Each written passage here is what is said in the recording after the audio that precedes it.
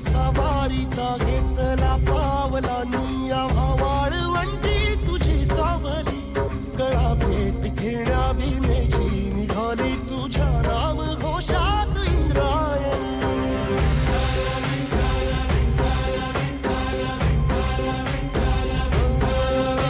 भिडे आसमंती ध्वजा वैष्णवांची उभी पंढरी आज नारावली